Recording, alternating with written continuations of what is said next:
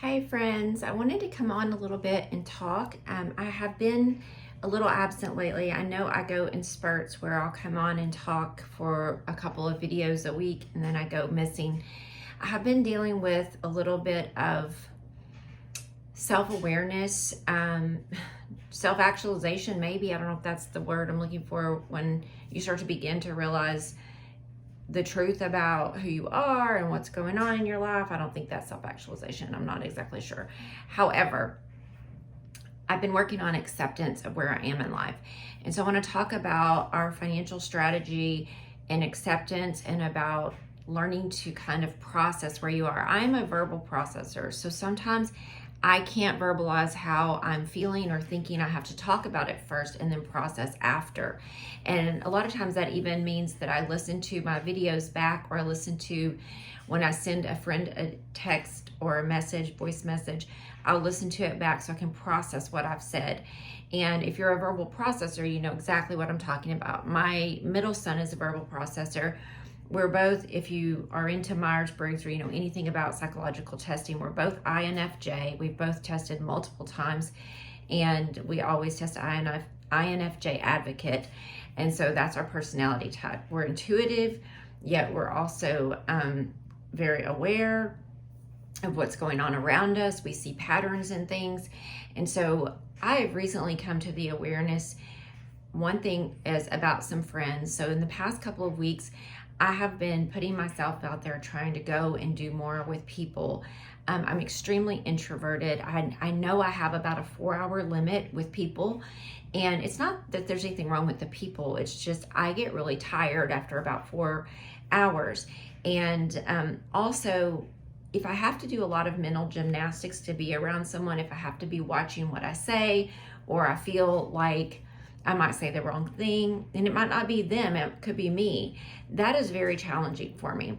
So some things happened recently where I realized that a person I thought might be a friend might not be, and that's okay, because it was starting to open up some old wounds. And then I went to a party and they were perfectly kind and nice, but I just felt awkward. I felt out of place. And so all that to say is there's nothing wrong with other people. It's just I recognize that I have 3 good friends, and those 3 people are the people I feel most comfortable with. I went to a luncheon the other day with one of my close friends, or a lunch, and we invited some ladies, and I felt completely comfortable. I got out of my comfort zone last night with someone very different than me, about the same age, a male. My husband went to a male from a support group I'm in, and his friends. We all met for his birthday dinner, and I really wanted to say no, but I ended up having a great time. So I'm trying to all this to say I have found that I think I know who I'm comfortable with, and it's people that I can be vulnerable with, and I can be myself without feeling judged or feeling like I have to watch what I say because I might offend them. People that I can air my problems with without feeling, but I don't mean to whine and complain, but like if something happened to me, I can talk about it vulnerably without feeling like I'm being judged and feeling understood. So I've been letting go of trying to be around people or do things that maybe I would be awkward or feel uncomfortable, even if they're things I think I want to do. There was a yoga class I was going to, and it was a very large yoga class. And I realized that most people in there were really nice. No one in there knows I'm a yoga therapist of 23 years, that I've written books on yoga, all of that. And there were a few ladies, and they were like, I figured this out after a few months of going off and on, that were kind of like a gaggle of teachers. And it felt very self-righteous. Just some things were said and stuff like that. And I just decided, I don't want to have my life controlled by people like that, but I don't necessarily want to be in the presence of that. So I quit going to that class. I wasn't enjoying it that much anyway. There are other yoga classes that I have really enjoyed where everyone is super sweet and nobody's like that. I'm kind of ranting and ranting here, but what all of this has given me, and forgive me if I stumble a little bit, that's part of what I'm trying to say to you all, is I realized that my long COVID and my autoimmune disease, which are probably one and the same, long COVID exacerbates my autoimmune disease. And I think that long COVID may be a new autoimmune disease, but I already had one. They know that people who've had Epstein-Barr tend to get long COVID, and I definitely had Epstein-Barr in my 20s. I tested a 400 titer, which is very crazy at high. So I know that I have, like, I call it my brain stutter. When I repeat myself, when I can't find my words, when I struggle to say what I'm thinking. And I've begun to accept that we are going to have to retire earlier than we thought. We were going to try to work a little longer. And what that acceptance has led myself and my husband to is I may have to file for disability. I never know. Like, the most of the past 4 years I have been sick. Prior to that, I was healthy for 9 years, but I was diagnosed with Sjogren's fibromyalgia in my 20s. In my 30s, I had a lot of struggles.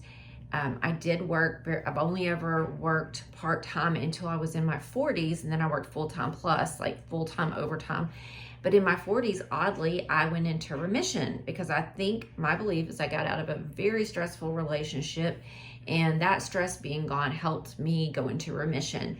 It wasn't until I was in my late 40s that I had adopted a way of eating that I do not support any longer, that I started to have problems again. I got better when I got off of that diet and was doing great, got in the best shape of my life, almost one of the best times of my life as far as being in shape and healthy. And then I caught COVID and I have really struggled. I have gone downhill. I'll start to get a little better and something will happen. I'll catch a cold or something. I'll go downhill again. So that's all led. Nothing ever exists alone, right? Like, your decision to retire doesn't exist in a vacuum of finances. Like, the way you feel, your family life, your personal life, all impacts your finances, and your finances impact the way you feel and what you can do in life and the freedoms you have or don't have. And so this is why I'm so passionate about teaching personal finance. So I have talked to my husband about trying to sell our business, so we are looking for a buyer. We think we may have a family member who that would delight me because they are very ethical, and we could kind of stay on as consultants if they wanted us to for a year or so. This is a very ethical person and very kind-hearted. We feel also, and they know how to do repairs, and that's kind of the success of our business, is the very personal touch we have. So in our acceptance of all of these things, it's moved us forward, because once you accept something, you take back your power. And that power is, what do I have control over? So my husband's been talking to people, I've been talking to people about that. And I want to talk a little bit about what I call the bucket strategies.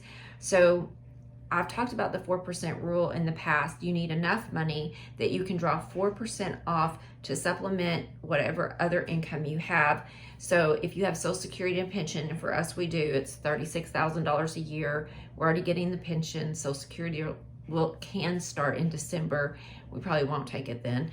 And we also have our Airbnb, which I've never taken a penny out of, but I could work it more. I don't know if I want to. That could give me up to $500 a month. The 401k and the IRA, my husband can draw off now. I can draw off when I'm 59 and a half. There are other ways to do that, but I'm choosing not to do that. We would like to leave that alone. So here are our buckets. A bucket strategy is your multiple sources of assets or income that you can draw from. Our house is paid off. It's worth about 1/3 of our net worth. We have a savings account and checking accounts. Then we have CD ladders, meaning we have 10 CDs that all come due at different times, and then I renew them as needed. But I could cash those in or use the interest off of those to live on until I am 59 and a half. And so we have saved up enough for a bridge fund to bridge me to drawing off of our retirement assets, our 401k and IRA, which will then continue to grow in value. If they grow at 8% over 9 years, they should just about 10 years, they'll double. And they'll replace the CD income. We also have, I already said, the Airbnb. So the house, the savings account and checkings accounts, the CDs, the 401k and the IRA and the Airbnb. And then we have some other little, I have the books, I get some royalties off my books, but it's really not that significant. There are other things we could do. My husband can train horses. We're looking at also having the money from the sale of the business if in fact that happens. So this acceptance has helped me to understand that we may have a significantly lower amount of income in retirement, but we will have so much more time affluence. And I believe strongly that because of our simple living style, that we'll be just fine. I've run the numbers and run the numbers and run the numbers, and we could probably live off my husband's Social Security and pension, but there would be no extra. So there is extra, and it's just a matter of pulling the trigger, which scares me. So yeah, I just wanted to come in and talk to y'all about that and about having a bucket strategy. That's something I've been working on since 2017 or 18, creating that on purpose, knowing about that as I've learned. And I say this all the time to people, as you learn about financial independence and you learn about these things, then you start to build them as these opportunities come into your life. And for us, the opportunity was we very consciously built a business, and we didn't know if it was going to be successful, but we did what we thought we needed to do, which was offered excellent customer service. Anytime there's always problems in construction, but if there is a problem for a customer, we always go back and fix it. We are kind, we are fair, we are honest.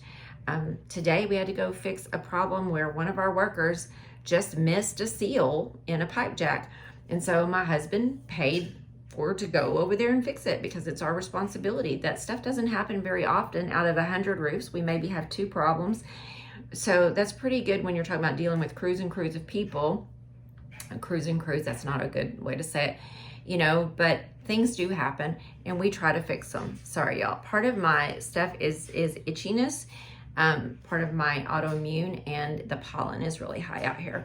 So anyway, thanks for letting me talk this out and process this on here. I don't know how much I'm going to be on here because honestly, I have been a little bit of depression and grief about my health.